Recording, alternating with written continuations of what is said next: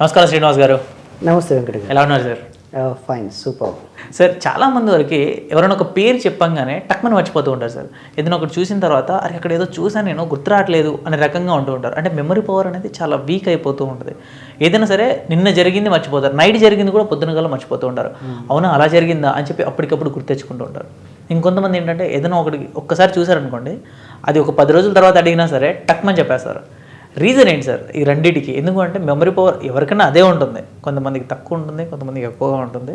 అసలు గుర్తుపెట్టుకోవాలి అంటే మెమరీ పవర్ని ఎలా పెంచుకోవాలి, ఏం చేస్తే బాగుంటుంది సార్? మన మైండ్ ఏంటంటే గుర్తుపెట్టుకోవడానికి దానికి కావాల్సింది ఒక పిక్చర్ రూపంలో ఎక్కువ తీసుకుంటుంది. ఓకే, అంటే ఒక బొమ్మల రూపంలో ఎక్కువ. ఇప్పుడు మనం ఏదైనా ఒక సినిమా చూస్తున్నామంటే ఏం కనబడుతుంది? బొమ్మలు. అవును. ఓకే, అందులో ఒక కలర్స్, అందులో కొన్ని డైలాగ్స్, ఇలా మనం అట్రాక్ట్ అవుతున్నాం. ఇప్పుడు మన బ్రెయిన్ దానికి అట్రాక్ట్ అవుతుందంటే మనం చదివేదానికి కూడా సేమ్ అలానే మనం ఎవరైనా గుర్తుపెట్టుకోవాలంటే కూడా అదే. కానీ ఆ ఫార్మాట్ తెలియదు మనకు. తెలియకుండా మనం ఏం చేస్తుంటామంటే, ఇప్పుడు ఒక నేమ్ అడిగారు, ఓకే మీరు విన్నారు, కానీ సడన్గా మనం మర్చిపోతున్నాము అంటున్నారు. కానీ ఇక్కడ కావాల్సింది ఏంటంటే, మీరు అడుగుతున్నారు ఓకే, కానీ మీరు అనుకున్న దాని మీద ఫోకస్ చేయక మీరు ఏదో తనతో వేరే మాట్లాడాలి కాబట్టి దాని మీద పాయింట్అవుట్ చేశారు. అంటే అక్కడ ఫోకస్ చేస్తారు. మీరు తనకు కలవడానికి ఏదో ఒకటి చెప్పడానికి వచ్చారు, ఏదో నేమ్ అడిగారు క్యాజువల్గా, కానీ అసలు పాయింట్ ఏంది మీరు చెప్పాలనుకున్నది. అంటే ఇక్కడ ఏమవుతుందంటే ఈ యొక్క మన మైండ్ రెండింటి మీద ఒకేసారి పనిచేయదు. రెండింటి మీద ఒకసారి పనిచేయదు. కాబట్టి ఏం చేయాలంటే, మనకి దేని మీద మనకు గుర్తుపెట్టుకోవాలని మన మైండ్ ఫస్టే ట్యూన్ చేసుకొని, మనం తనని ఒక నేమ్ ఒకవేళ అడిగినప్పుడు చెప్పగానే దాన్ని ఎలా గుర్తుపెట్టుకోవాలి అని అంటే, మనము ఒక ఎగ్జాంపుల్ చెప్తాను. ఒక ట్రాఫిక్ సిగ్నల్ దగ్గర red light, yellow, okay green, ఇలా 3 ఉంటాయి. అంటే ఇప్పుడు అక్కడ మనకేంటంటే రెడ్ లైట్ పడగానే ఆగుతాం కదా, ఆగుతాం. ఇక ఎల్లో లైట్ పడగానే ఏం చేస్తాం? పోవడానికి, ముందుకు పోవడానికి రెడీగా ఉంటాం. తర్వాత గ్రీన్ పడితే వెళ్ళిపోతాం. ఇది దీంట్లోనే ఇప్పుడు మనం కూడా ఏంటంటే, ఎవరైనా నేమ్ చెప్పగానే రెడ్ లైట్ ఎలా అయితే పడిందో మన బ్రెయిన్ కూడా మనం ఎలా అవుతామో, మన బ్రెయిన్ వేరే వర్క్ మీద ఫోకస్ చేయదు, ఆగాలి. ఓకే. తర్వాత ఆగినప్పుడు మనం ఏం చేస్తామంటే తన ఆకారాన్ని చూస్తాం, ఆగుతాం, వేరే వర్క్ చేయదు కది అక్కడ చూస్తాం. చూసిన తర్వాత ఇక ఎల్లో లైట్ మనం అంటే ముందుకు పోవడానికి, తనలో ఏది గుర్తుపెట్టుకోవడానికి ట్రై చేస్తావు? హైటా, ఓకే తన యొక్క అపీరెన్స్ ఎలా ఉంది, ఓకే తన హెయిర్ ఎలా ఉంది, తన టోన్ ఎలా ఉంది, అదంతా చూస్తూ ఉంటాం, అంటే రెడీగా. తర్వాత గ్రీన్ అని అన్నప్పుడు అప్పుడు మనం వెళ్ళాలి అన్నప్పుడు ఆ ఫోకస్ చేస్తావు. చేసిన తర్వాత మీరు ఫస్ట్ ఏమంటారు? రమేష్ గారు అని చెప్పారనుకోండి, first name Ramesh, okay nice to meet you Ramesh గారు. ఇక్కడ ఆ వర్డ్ అనన్నాం, దాని మీద ఫోకస్ చేస్తాం. తర్వాత మీరు చెప్పాలనుకున్న పాయింట్లో మీరు దానికి వెళ్తూ ఉంటారు, చెప్తా ఉంటారు. అప్పుడు ఏంటంటే రమేష్ గారు మీరు ఎక్కడ ఉంటారండి. ఓకే, ఇక్కడ ఏమవుతుంది? సెకండ్ టైం మనం యూజ్ చేసాం కదా, మళ్ళీ మన ఫోకస్ మనం మాట్లాడుకుంటే మళ్ళీ వెళ్తాం. అవునండి మీరు చెప్పింది ఎక్సలెంట్ అండి రమేష్ గారు, నాకైతే అది బాగా నచ్చిందండి. మీరు మాట్లాడుకునే కన్వర్జేషన్లో దాన్ని థర్డ్ టైం మీరు మళ్ళీ స్ట్రైట్ చేశారు. ఇలా మనము వాళ్ళని రిపీట్ చేయడం ద్వారా మనకు గుర్తుంటుంది. ఒకవేళ మనకు నేమ్ అడిగి వాళ్ళతోని ఎలాంటి మనం కన్వర్జేషన్ ఏది లేదుకుంటే నేమ్ అడిగి వెళ్తాం, కానీ ఆ నేమ్ ఎట్లా గుర్తుపెట్టుకోవాలి?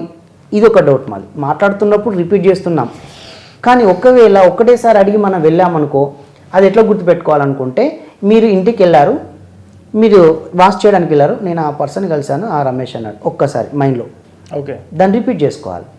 నైట్ పడుకుంటప్పుడు అవును ఇవాళ రమేష్ గారు మాట్లాడండి, ఎంత యాక్టివ్గా ఉన్నాడండి, నేను అలా ఉంటే బాగుండు, దాన్ని థర్డ్ టైం రిపీట్ చేసుకున్నారు. ఓకే, ఆయన లేకున్నా కూడా మీరు ఏం చేస్తున్నారు? 2-3 టైమ్స్. నెక్స్ట్ డే ఏదైనా ఫోన్ చేసినప్పుడు ఆ రమేష్ గారని మనం మాట్లాడతాం, అది ఫిక్స్ అవుతుంది.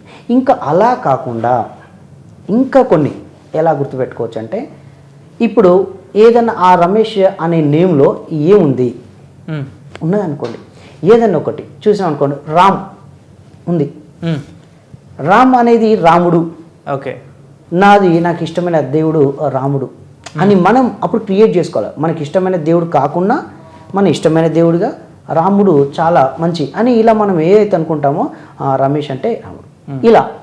కానీ ఇక్కడ మనం ఆ నేమ్కి తగ్గట్టుగా తనకి ఏదైనా క్రియేట్ చేసుకోవాలి. ఓకే, అంటే ఆ క్రియేషన్ అనేది ఇప్పుడు ఫర్ ఎగ్జాంపుల్ ఇంకా వేరే శ్రీనివాస్ ఉందనుకోండి, శ్రీనివాస్ బా నిజంగా శ్రీనివాస్ అంటే ఆ వెంకటేశ్వర స్వామి అని మనం అలా యూస్ చేసుకున్నాం అనుకో, ఆ శ్రీనివాస్ అనగానే అక్కడ నేమ్ తెలిసిపోతుంది. అలా ఏదైతే ఒక నేమ్ అయితే అది ఉంటుందో ఆ నేమ్లో ఒక స్టోరీని క్రియేట్ చేసుకున్నా ఓకే, అంతే. ఇప్పుడు అక్కడే ఉంది RAMESH జనరల్గా చెప్తున్నాం ఓకే అని అన్నాం. ఎస్, అక్కడ ఏం చేశాడంటే మనకి రా అనేది RA ఉంది. నేను రా అన్నాను అతన్ని, నేను రా అన్నాను, కానీ ఆయన డైరెక్ట్ వచ్చిండు. కానీ అక్కడ ఏమైందంటే మా యొక్క డోర్ మెష్కి టచ్ అయ్యి అక్కడ ఆగిపోయాడు. వావ్, MESH భలే చెప్పారు సార్.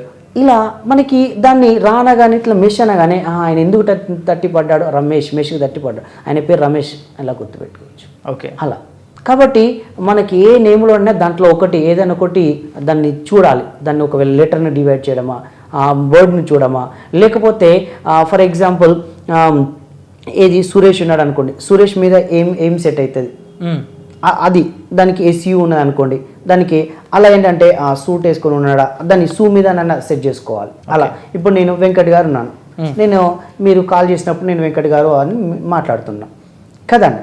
కాబట్టి అక్కడ నేను మర్చిపోయినా అనుకోండి, అప్పుడు నేనేం చేస్తా అంటే వెంకట్ అండ్ ఫేస్ ఇలా నాకు వీలా కనపడ్డది. ఎస్, ఆ పేరెంట్స్ వి. ఓకే, కొందరేమో ఇలా రౌండ్ ఉంటుంది, కానీ ఇతను మాత్రం ఇలా వెంకట్, వి ఫర్ వెంకట్. ఇలా నేను మీ అపీరెన్స్ చూసాను. అలా అక్కడ డ్రెస్సింగే కావచ్చు, ఓకే, మీ హైటే కావచ్చు, ఇలా దాన్ని లింకప్ చేసుకుంటాను.